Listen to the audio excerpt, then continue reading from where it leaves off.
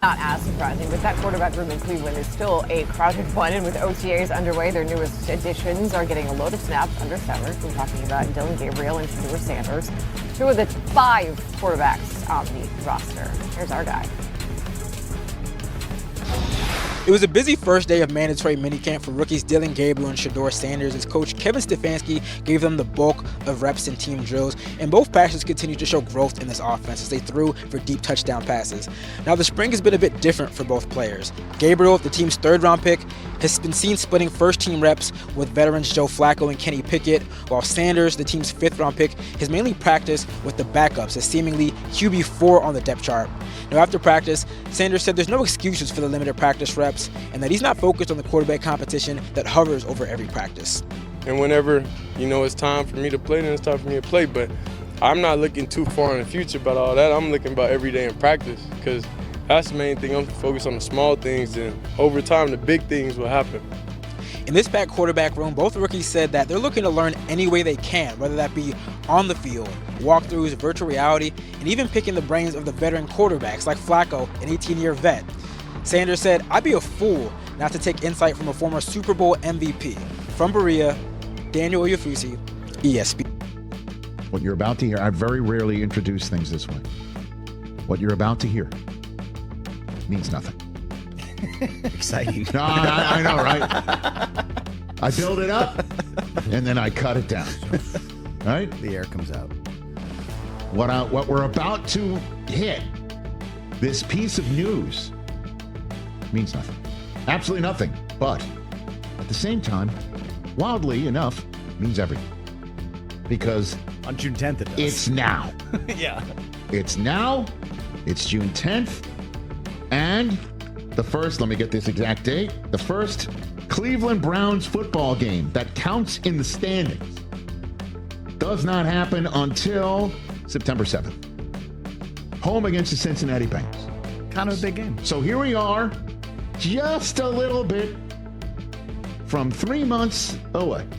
Okay? We're shy. We're past that point. On Saturday, this was happening Saturday. Oh my goodness. First of all, we wouldn't be here to talk about it or hype it up. But it would have been exactly 3 months to the day when the Browns play their first game. So I'm hyping it up by saying it means nothing. But on this day, it means everything. Because we're talking mini camp. We're talking 11 on 11, which is what the Browns are going to play on September 7th against the Cincinnati Bengals. It'll be 11 versus 11, unless, somebody forgets to run on the field. But that's neither here nor there. It is now time to get this information. The first snap of 11 on 11 competition for the Cleveland Browns. The quarterback for that first snap was... Who is it, Chris? I don't know. What you're revealing to me right now. I'm revealing information to you. I don't know. Daryl Reader, 92.3 The Fan in Cleveland, is reporting on the Twitter box. The first true 11 on 11 QB rep goes to... Let me guess. It's Pickett. Dillon Gabriel. What the hell? That was going to be my guess. I was just going to say that to be funny. I see. Wow. That is massive. Unless it means absolutely. It means everything, Rich, obviously.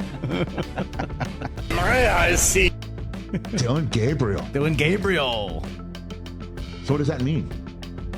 You know what it means? I don't know. Well, did he win a quarterback room-wide contest of rock, paper, scissors? Or start, bench, cut? Ooh, he just threw a touchdown to Jerry Jeudy. Did he really? How did it look? Looked pretty good over the middle. Probably would have got tackled at like the 20, but they let off of him, and he scored a touchdown. And then there's another clip Daryl Reader also posted. Myles Garrett would have absolutely destroyed him into the ground, but then he stopped and let him get off the throw. Could you imagine? So Dillon Gabriel being planted by Myles Garrett. Oh, man. What would that look like? Here's another one. Absolute dime to Jamari Thrash.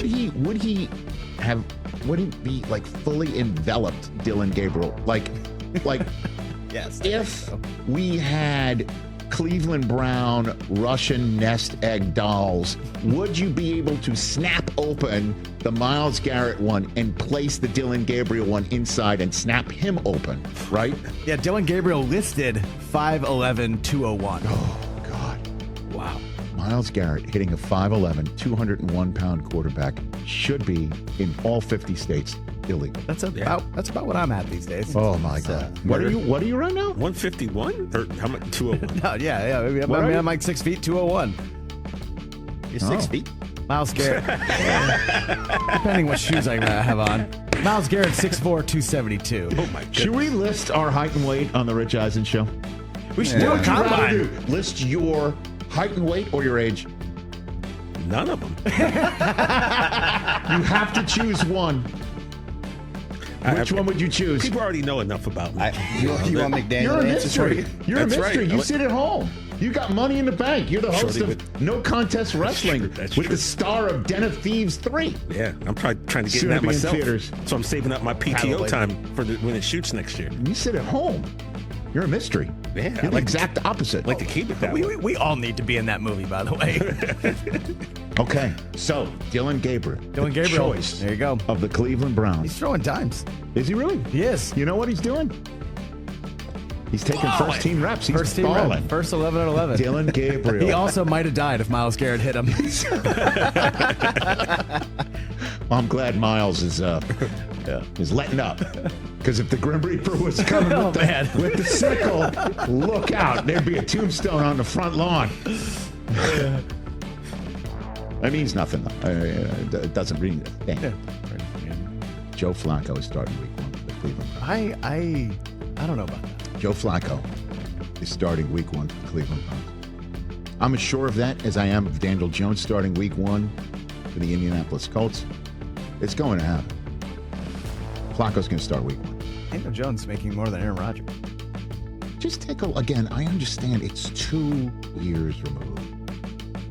Joe Flacco's tenure with the Cleveland Browns was a friggin' meteor in the sky.